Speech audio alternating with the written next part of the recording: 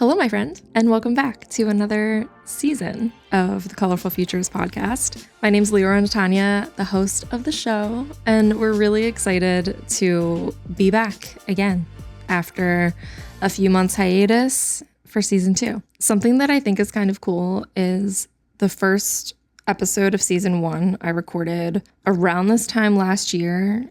It was a new moon in Leo, and we're recording today, and it's another new moon in Leo. I just think that's kind of cool for my astrology freaks. This season on the Colorful Futures podcast on the CF Pod, we're going to be talking more about things like executive functioning and managing ADHD, ADHD. And we'll talk about careers.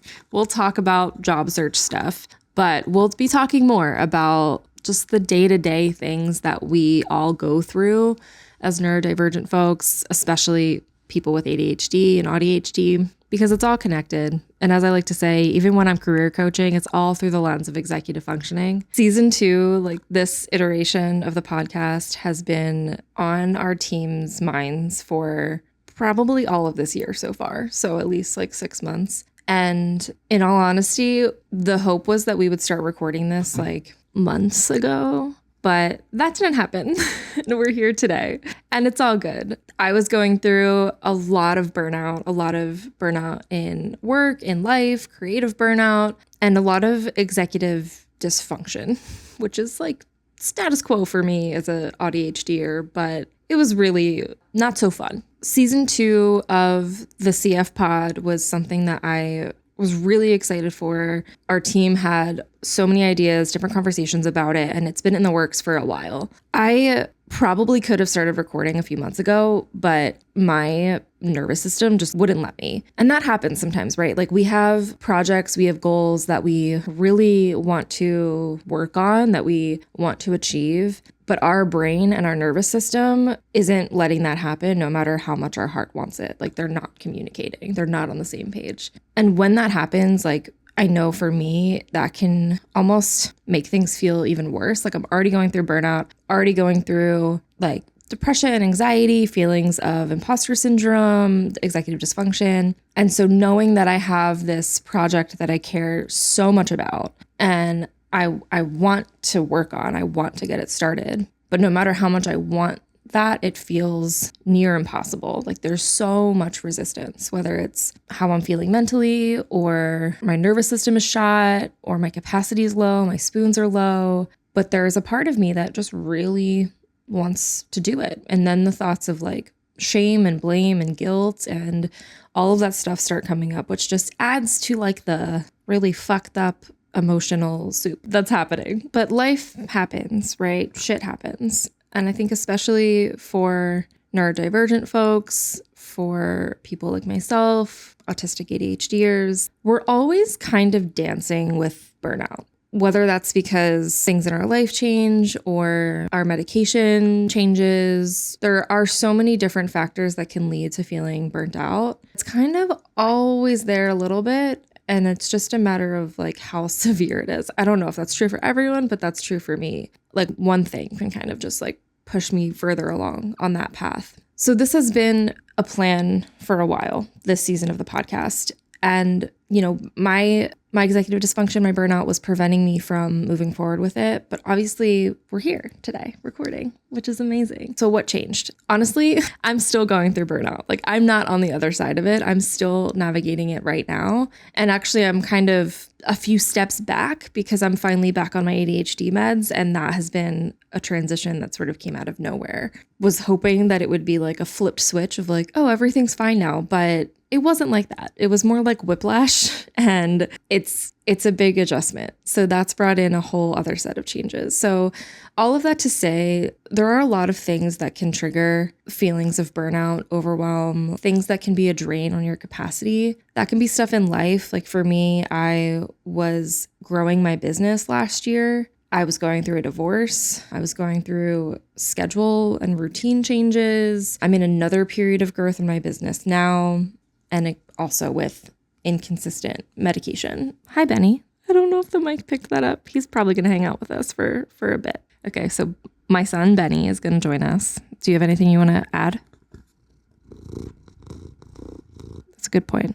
I've been dancing with burnout for a while, probably even longer than I think, but definitely for at least the last year and a half. Some periods have been worse than others, especially in these past 6 months or so. I have become a lot more aware of the things that have helped me move through that burnout. As I said before, I'm not really on the other side of it. I definitely wouldn't say that I'm completely recovered, whatever that means. For me, burnout means that I have a really hard time making decisions and I have a really hard time being creative. So what that looks like in practice is executive functioning is like the first thing to go. So executive functioning includes things like decision making, time management, emotional regulation. Pretty much most things we need to function in any given day relies on executive functioning. So if I'm trying to decide what to eat for a meal, that's a decision that is impossible. So I tend to rely on my safe foods, which luckily as an autistic person, I have things I can rely on.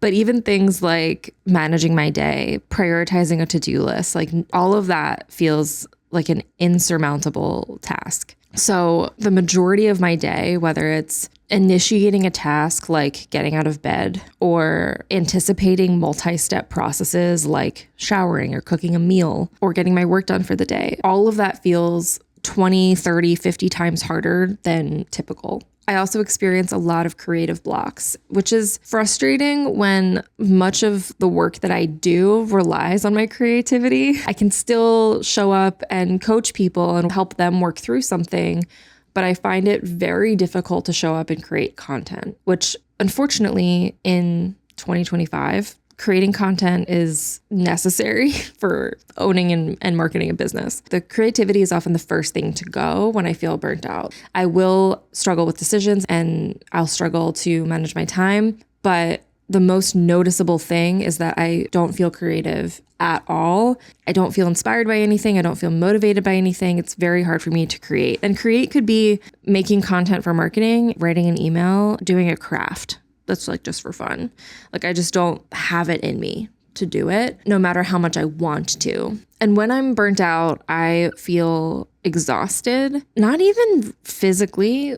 Yeah, physically, but mostly just mentally exhausted. And it's from the burnout itself, from wearing myself down, but it's also from all the other thoughts that come up, like feeling shame about it or feeling guilt or questioning like, well, how do I make myself feel better? And then like all the different parts come up, like the internal scripts of like telling myself how I should feel or what I should do to make myself feel better. And it's this whole mess of things that start overlapping and none of it's really helpful.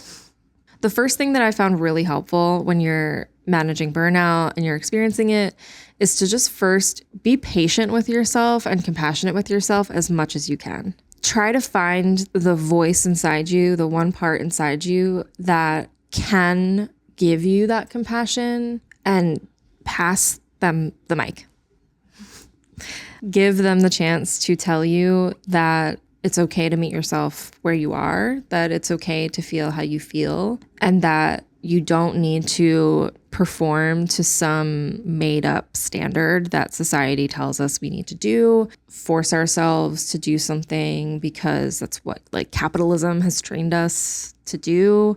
We don't need to overwork ourselves. We just need to meet ourselves where we are right now. And if right now how we're feeling is that every option is too much and every decision feels like it's impossible to make a decision on, then that's okay. We don't need to fix it. We don't need to find a coping mechanism. We can literally just say, that's how we feel, and feel how you feel. Expressing and feeling my emotions does not come naturally. I am 1000% an intellectualizer, so I can tell you what I think about how I feel. I can tell you what I think it all means, and I can lead with my brain and my thoughts. I have to often be reminded to check in with my body and feel the emotion. I literally had to learn in my 30s what it means to feel your feelings. Like when someone, like my therapist, says, how are you feeling? Like, what do you feel? The response should not start with, I think. That was a recent lesson for me. So as I navigate burnout, it's felt very important to check in with my body and identify what is happening there. Because as I've navigated burnout. That's like the first thing to go. This actually came up in my therapy session literally today, is that the disconnect between my brain and my body is the first thing to go. So checking in with your body, feeling your feelings, accepting where you are, being compassionate with yourself, being patient with yourself. For me, what helped with burnout is a few different things. The first for me was I have access to therapy, and I have an incredible therapist. I've been seeing her for 3 years, and I feel very lucky to not only have access to therapy, but have a therapist that truly meets my needs in terms of that therapy relationship. So therapy and parts work, IFS, Google it, look it up. That's been a game changer for me to navigate all the different thoughts, conflicting feelings, and everything that has come up throughout life, but especially navigating burnout. The other thing that's been really helpful is journaling, like brain dump, stream of consciousness style, kind of like morning pages from The Artist's Way, which basically instructs you to write 3 pages, just like whatever comes to mind. And it doesn't have to make sense. It doesn't even have to be full sentences, but I didn't realize that for a long time when I would journal, like that's the style of journaling I would do. And it does really help, especially if you find you're like ruminating on thoughts. But I really like the way that The Artist's Way does it, where it tells you to do 3 full pages. What I found was, and this is like, I interpret that as 3 full pages of like a normal, like 8.5 by 11 size paper, like a notebook size. I find that after the first page and a half, I start to feel like I've said everything there is to say, but in challenging myself to go further, that's where like the deeper thoughts come out. And by the time I'm done, it's a little weird, like how much better I feel when I'm able to like just dump everything out of my brain onto a sheet of paper. And I don't go back and read it. That's not really the point. It's just to get it out of your brain. Another piece to, I think what helped me, especially these last few months, is to follow my natural rhythm. When I'm experiencing burnout, I still have to work, especially as someone who runs a company, owns a business, like that doesn't stop. And I have a team. I'm lucky enough to have a great team that I can delegate things to, that I can rely on, but it doesn't change that I still need to show up in some way. What I found is that when I follow my natural rhythms and I don't try to force myself into a schedule that I think I should follow or that like corporate companies say that we should have, it really helps, because when I'm overwhelmed, when I'm burnt out, the last thing that helps is forcing myself to do something. What I found is that, you know, when I wake up, I like having a slower morning, front loading the dopamine. So that might mean I have breakfast and I sit for a while with my coffee and I listen to a book and I play my phone games and I just take my time. And then maybe I see what I feel inspired to do. That might be a house chore. It might be like switching to a crafting activity, just like something else that gets me sort of in a different frame of mind, or just like doing something different, but it's not necessarily work. What I don't recommend is staying on your phone and scrolling social media. I found that very, very quickly leads me to feel frozen and stuck, and then I end up just staying there and I don't feel good about it. So I encourage you to like find something that feels accessible that you enjoy. Like for me, it's literally these like silly little iPhone games and an audiobook in my ears. Definitely fiction. I don't mess with nonfiction, especially when I'm going through burnout. What that means for me is that when I follow my natural rhythms and I take the earlier parts of my day or the time during the day when I feel really resistant to working, I use that time to rest and almost more importantly, recharge. That might be take a nap, just take it easy. That could be resting. Napping could fall under recharging, but it also might be doing a craft or watching a movie or going for a walk and chatting with a friend, just something that gets me into a different state that feels good to me. So when I'm able to rest and recharge, load up that dopamine, then what I find is that as I go through my day and I want something different, I often will naturally want that different thing to be work, but sometimes that's not until like after I eat dinner. And I could spend my time beating myself up over like, you didn't work all day and you waited till the last minute and blah, blah, blah, and all of these unhelpful thoughts. But if I just accept like, okay, I took the time I needed to rest and recharge, I did things I enjoy, and now I'm just gonna sit down and work. That feels so much better to me. because then I'm not forcing it. I'm not sitting down for hours and hours, like feeling even worse because I want to work, but I just can't initiate and get in that flow. There have been times I start work at 9 p.m. and then work for 3 or 4 hours, and I get into a flow state and it just works. And then sometimes I don't really feel up to working at all, but I still have things to do. And when that happens, what I like to do is I'll go into it not with the intention of like, I'm going to go in and like work for an unlimited amount of time or like till the task is done. I will just tell myself, okay, I'm going to work for 30 minutes and I'm just going to see what I get done in that time. What I find happens most often is that because I've made that sort of intention more low pressure of like just 30 minutes,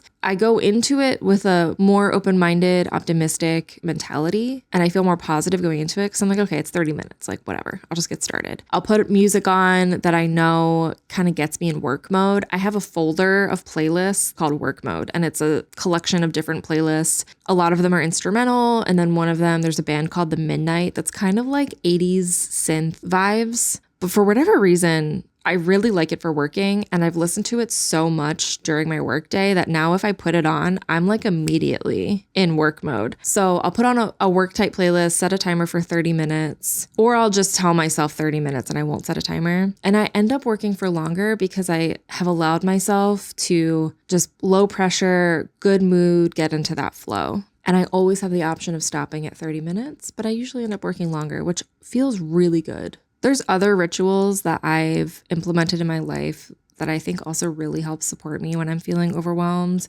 Things like I typically make the same thing for breakfast every day with some exception, but so far I haven't gotten tired of it. And when I do, I just like switch up one part of it. Like I'll make waffles instead of toast. I mentioned the playlist, like having similar playlists that I use for work. I don't really have the same wake up time or like sleep time. That kind of varies day to day, but my routine there always looks the same. As I get ready for bed, I'll like stretch a little bit. I'll do my skincare. I'll listen to a book in bed. I'll like turn the lights down really low. And that just really helps me get into sort of that state. I'll set a timer on my book, so I'll like stop at a certain time. But all of that just really helps me kind of have, I call them bookends, like in the beginning and the end of your day, just time for myself. But if there's one thing you take from this, it's, in my opinion, the most important thing, which is just to be kind to yourself. Give yourself compassion, give yourself some patience. And like I said before, I'm not like recovered from burnout. I'm still going through it.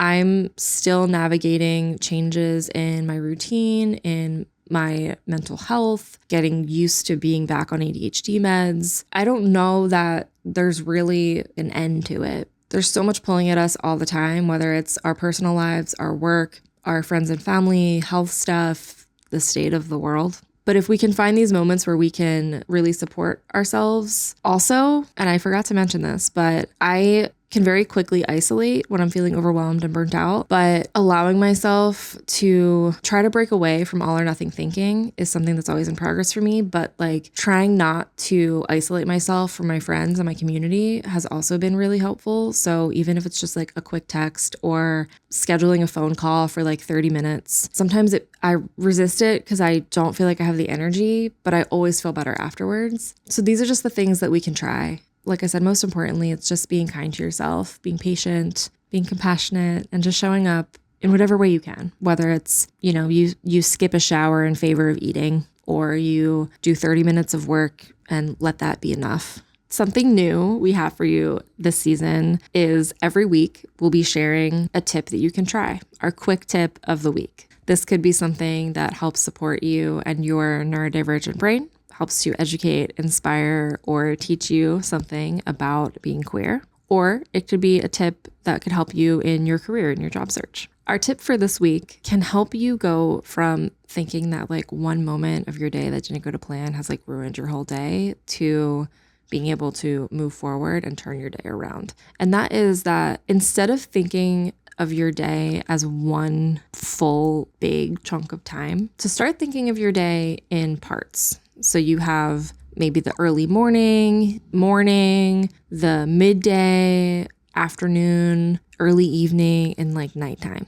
If you really want to get specific with it, you could have like 2-hour chunks of time. But what this helps with is, let's say you had an okay morning, but then in the middle of your day, just something happens that throws your day off. You had a tough conversation, or you spilled your coffee, broke your favorite mug, or you made a mistake. Like just these things that sometimes just completely throw us off. Or maybe you just had a day that was like kind of meh, and you get to the end of your day and you're like, what even was today? Like, what was the point of today? You can decide to say, okay, well, those parts or that part of the day didn't go to plan, but there's still these other parts of the day that can be different. And so for me, for example, the other day, I had one of those days that was kind of like, day didn't really feel good. I don't really feel recharged. I don't really feel rested. I just kind of feel like the day went by and I just was like here. And so I did something different.